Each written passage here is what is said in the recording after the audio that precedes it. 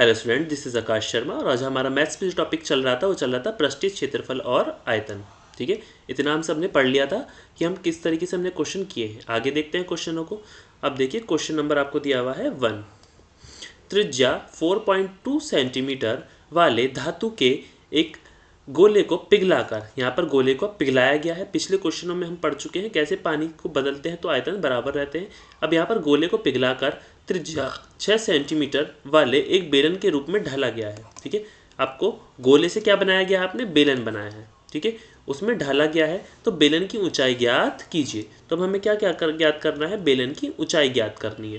तो अब देखते हैं किस तरीके से हम क्वेश्चन को करते हैं। दिया है धातु के बेलन की त्रिज्या कितनी है, आर त्रिज्या क्या होती है, आर रेडियस 4.2 सेंटीमीटर आपको दी गई है। देखिए क्वेश्चन में मेंशन है बेलन की त्रिज्या आर स्क्वायर आपको कितनी दी है, R2 4.2। तो बेलन की मान लेंगे R2 और R1 मान लेंगे गोले की त्रिज्या, ये भी आपको 42.2 सेंटीमीटर दी गई है। अब बेलन की ऊंचाई h मान लेंगे। ठीक है, और आपको क्या दिया गया है, प्रश्न अनुसार गोले का आयतन बराबर बेलन का आयतन होता है। ठीक है, प्रश्न अनुसार। अब हमने दोनों के आयतन को क्या रख लिया, बराबर रख लिया।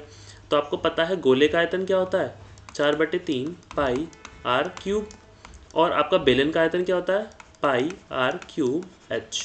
ठीक है, square H, pi r square H होता है बेलन का आयतन, और गोले का आयतन क्या होता है 4/3 पाई आर क्यूब। तो हमने दोनों के मान इसमें रख लेंगे। 4/3 पाई 4.2 का क्यूब बराबर पाई, ये दिया हुआ है आपको 6 का स्क्वायर इंटू एच। तो क्या आ जाएगा आपका 4/3 इंटू 4.2 इंटू 4.2 इंटू 4.2 अपॉन 36, इतना आ गया आपका। ठीक है, और ये आ गया पाई आर स्क्वायर एच, इसके बराबर आ गया। तो क्या आ गया आपका, ये इजिकल टू एच आ गया। तो एच का मान क्या आएगा अब आपका 1.4 का क्यूब क्या आ गया 2.74 सेंटीमीटर। तो बेलन की सिर्फ ऊंचाई निकालनी थी हमें, तो ऊंचाई में पता चल गई। तो बेलन की ऊंचाई क्या हो गई, बेलन की ऊंचाई कितनी हो गई 2.74 सेंटीमीटर। इतना आप सबको समझ में आया। अब नेक्स्ट देखते हैं क्वेश्चन नंबर 2। क्रमशः 6 सेंटीमीटर, 8 सेंटीमीटर और 10 सेंटीमीटर त्रिज्याओं वाले धातु के 3 ठोस गोलों को पिघलाकर एक बड़ा ठोस गोला बनाया जाता है। तो कितने में कितना था, 6 सेंटीमीटर, 8 सेंटीमीटर और 10 सेंटीमीटर त्रिज्या वाले धातु के 3 ठोस गोलों को, तो 3 गोले बनाए गए हैं।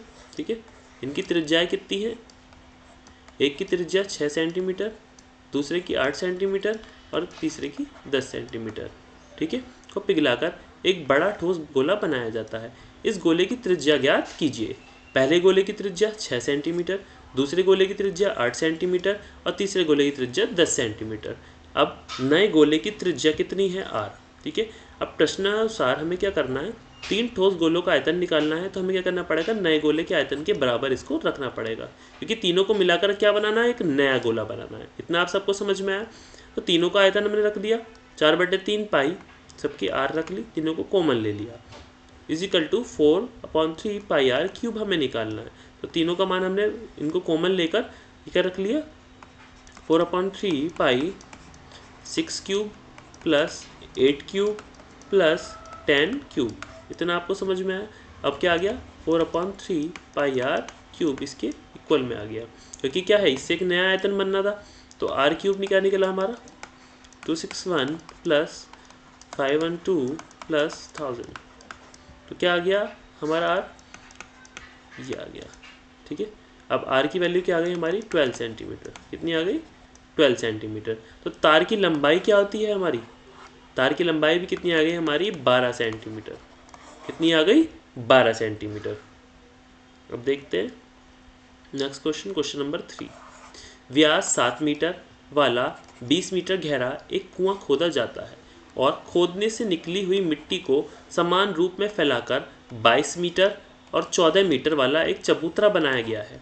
इस चबूतरे की ऊंचाई ज्ञात कीजिए। ठीक है, अब क्या बनाया गया है, चबूतरा बनाया गया है। तो आपको क्या दिया हुआ है, ये देखिए 7 मीटर और ये दिया हुआ है 3.5 मीटर, और आपको कितनी दी हुई ऊंचाई 20 मीटर। इतना आपको समझ में आया। अब दिया गया है कुएं की त्रिज्या आर कितनी है 7/2 मीटर, कुएं की गहराई दी हुई है 20 मीटर, चबूतरे की लंबाई दी हुई है 22 मीटर और चबूतरे की चौड़ाई दी गई है 14 मीटर। माना चबूतरे की ऊंचाई कितनी है h। प्रश्न अनुसार कुएं से निकली हुई मिट्टी का आयतन कितना हो गया आपका चबूतरे की मिट्टी का आयतन, दोनों का बराबर हो जाता है। ठीक है, तो क्या हो गया पाई आर स्क्वायर किसका हो गया आपकी, ठीक है, बेलन का, और यह हो गया बाई आर, ठीक है, एच, ये होगी चबूतरे की मिट्टी का आयतन। तो 22 इंटू 14 इंटू ये हो गया घनाभ का आयतन, लंबाई गुणा चौड़ाई गुणा ऊंचाई, ऊंचाई में नहीं पता है अभी। तो क्या आ गया आपका 22/7 इंटू 7/2 का होल स्क्वायर इंटू 20, किसके बराबर आ गया आपका 22 इंटू 14 इंटू एच के बराबर आ गया। तो क्या हो गया आपका यहाँ पर 11 इंटू 7 इंटू 10 की कल हो गया 22 इंटू 14 इंटू एच, और हमें निकालने का था चबूतरे की ऊंचाई ही निकालनी थी, तो हमें यहाँ पर ऊंचाई मिल जाएगी इस तरीके से। तो ऊंचाई निकालने के लिए हम क्या करेंगे 11 इंटू 7 इंटू 10 को डिवाइड करेंगे किससे 22 इंटू 14 14 से, तो एच कितनी आ गई हमारी 2.5। ठीक है, यहाँ से हमने काटा 2 आ गया, 2 से काटा 5 आ गया, और 55 अपॉन हमें 2 करेंगे 22, तो हमारा आ जाएगा 2.5। तो चबूतरे की ऊंचाई कितनी आ गई आपकी की ऊंचाई 2.5 मीटर। इसको सेंटीमीटर में बदलना होगा तो हम इसमें 100 से इंटू कर लेते हैं, इतना आप सबको अच्छे से पता है। अब देखिए क्वेश्चन नंबर 4, व्यास 3 मीटर तथा का एक कुआं 14 मीटर की गहराई तक खोदा गया है। ठीक है, एक कुआं है, देखिए यहाँ पर ये कुआं आपको दिख रहा होगा। ठीक है, कितनी ऊंचाई तक खोदा गया है 14 सेंटीमीटर, 14 मीटर की गहराई तक खोदा गया है। इससे निकली हुई मिट्टी को कुएं के चारों ओर 4 मीटर, देखिए 4 मीटर चौड़ी एक वृत्ताकार वलय रिंग बनाते हुए, कितनी है 4 मीटर की एक रिंग बनाई गई है, ये देखिए, समान रूप से फैलाकर एक प्रकार का बांध बनाया गया है। इस बांध की ऊंचाई ज्ञात कीजिए। तो इस बांध की ऊंचाई ज्ञात करनी है, जबकि 3 मीटर दिया हुआ है आपको, और इस बांध की ऊंचाई आपको ज्ञात करनी है कि कितना ऊंचा है बांध। आपको इसकी त्रिज्या भी पता है, इसकी वलय की भी त्रिज्या पता है, और आपके इस जो इस पे गोलाकार बेलन लगा है इसकी त्रिज्या भी आपको पूरी पता है, कितनी है 14, इसकी ऊंचाई कितनी है 14 मीटर। अब दिया है कुएं की त्रिज्या आर कितनी है 3/2 मीटर, 3/2 मीटर। कुएं की गहराई कितनी है 14 मीटर, क्योंकि हमने पूरा पढ़ लिया था ये कितनी थी ऊंचाई, इसकी गहराई और ऊंचाई क्या होती है 14 मीटर। बांध की चौड़ाई ये भी इतनी हो गई आपकी। यहाँ बांध एक खोखले बेलन के रूप में है जिसकी आंतरिक त्रिज्या आपको दी हुई है 3/2 मीटर, कितनी दी है 3/2 मीटर, इतना आपको समझ में आया। अब बाह्य त्रिज्या कितनी है 3/2 + 4 = 11/2 मीटर। ठीक है, माना बांध की ऊंचाई h कितनी है ऊंचाई, प्रश्न अनुसार कुएं से निकली हुई मिट्टी का आयतन बराबर बांध की मिट्टी का आयतन आपका बराबर हो जाएगा। यहाँ पर इतना आपको समझ में आया। तो आप मिट्टी का आयतन क्या निकालेंगे पाई आर स्क्वायर एच। ठीक है, क्योंकि कुआं क्या है आपका बेलनाकार है, कैसा है बेलनाकार आपका एक कुआं बना हुआ है। ठीक है, तो आपने क्या किया बेलनाकार का आयतन बराबर बांध का आयतन। अब जो बांध है वो कैसा है आपका पाई, अब इसमें से दोनों की ऊंचाई निकाल लेंगे, अंदर वाले वलय की कितनी है और बाहर वाले गोले की कितनी ऊंचाई है। ठीक है, तो आपने इसको इसमें से लेस कर लेंगे, इनटू एच आपको पता ही है। ठीक है, अब पाई आर स्क्वायर हमने निकाल लिया, एच हमें पता है 14 है, पाई क्या हो गई 11/2। ठीक है, और ये कितनी हो गई 3/2 स्क्वायर, यह आ गया 9/4 इंटू 14 112/4 इंटू एच। तो एच क्या आ गया आपका 9/8। ठीक है, तो क्या आ गया 1.125 मीटर। इतना आपको समझ में आया क्वेश्चन ये वाला। ठीक है, तो हमने क्या किया था यहाँ पर हमने इसको बेलन का आयतन को लिया है। ठीक है, इसके ऊपर जो हमारा आयतन है वो क्या है हमारा कुएं की गहराई। ठीक है, ये हमारी गहराई यहाँ तक जा रही है, और ऊपर क्या है हमारा ये भी हमने पाई आर स्क्वायर एच लिया है, ये भी हमारा क्या है एक बेलनाकार है। दोनों की बेलन के आयतन लेकर हमने इसके वलय जो डले हुए हैं इनको माइनस किया है। देखिए यहाँ पे आर स्क्वायर माइनस से वाला आर माइनस किया आर इंटू एच, तो पाई आर स्क्वायर एच ही बन गया ये भी। तो हमने क्या लिया 11/2 और यहाँ क्या लिया है 3/8, ठीक है। तो हमने कैसे करा 11, 14 टोटल था, -3 कर दिया तो आ गया हमारा 11 सेंटीमीटर, ठीक है। 11 मीटर, क्योंकि मीटर में सब चीज़ें दी हुई है तो मीटर मानेंगे यहाँ पर, ठीक है। तो 11 मीटर/2 क्योंकि त्रिज्या निकालनी थी, और यहाँ पर 3/2 क्योंकि यहाँ भी हमें क्या माननी थी, त्रिज्या माननी थी, ठीक है। इतना आपको समझ में आया। अब देखिए क्वेश्चन नंबर 5 आता है आपका। व्यास 12 सेंटीमीटर और ऊंचाई 15 सेंटीमीटर वाले एक लंब वृत्तीय बेलन के आकार का बर्तन आइसक्रीम से पूरा भरा हुआ है। किससे भरा हुआ है? आइसक्रीम से भरा हुआ है। इस आइसक्रीम को ऊंचाई कितनी है 12 सेंटीमीटर और व्यास कितना है 6 सेंटीमीटर वाले शंकु से भरा जाना है, जिनका ऊपरी सिरा अर्धगोलाकार होगा। उन शंकुओं की उच्च संख्या ज्ञात कीजिए जो इस आइसक्रीम से भरे जा सकते हैं। इतना आपको समझ में आया।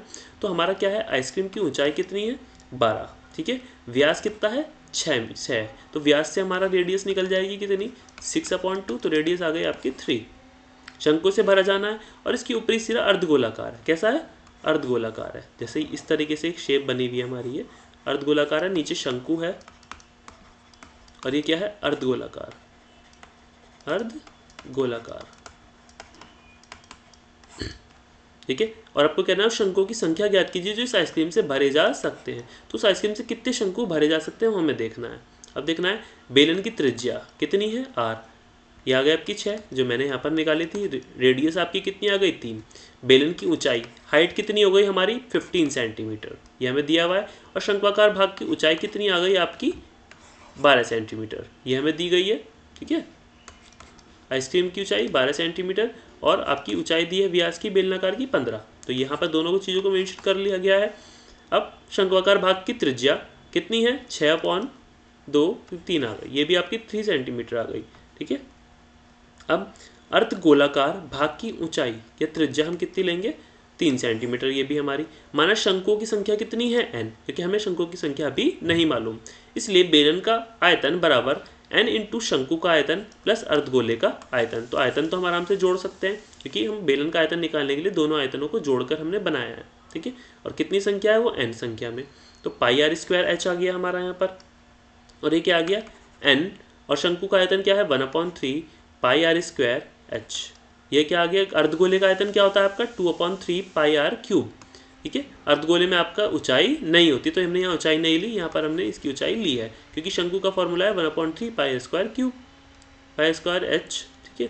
अब n निकालने के लिए क्या करा है हमने, इसको n वाली संख्याओं को नीचे रख दिया 1/3। अब r क्या था 9, ठीक है। कैसे 9, स्क्वायर कर लिया हमने 3 का, तो 3 इंटू 3 क्या हो गया आपका 9, और h क्या है आपको 12 दी गई है। अब 2/3 इंटू और इसकी r कितनी दी हुई है 3, तो 3 का स्क्वायर हो गया, तो क्या हो गया 36 ऊपर, यह गया 15 इंटू 3, ठीक है। और ये क्या आ गया आपका 108, ठीक है। ये 3 कहाँ से गया आपका, यहाँ से, ये ऊपर ले गए हम यहाँ से, और ये वाला 3 से ये वाला 3 कट गया, 108 इंटू 54, 108 प्लस 54, और n कितने आ गए आपके, यहाँ से इसको काट लेते हैं, देखिए 3 1 जा 3 और 3 18, ठीक है। 18 2 जा से आ गया और 2 से काटेंगे तो 54, ठीक है। तो हमारा क्या आ गया n बराबर 10, ठीक है। तो शंकुओं की संख्या हमारी क्या निकल कर आई है 10। शंकुओं की संख्या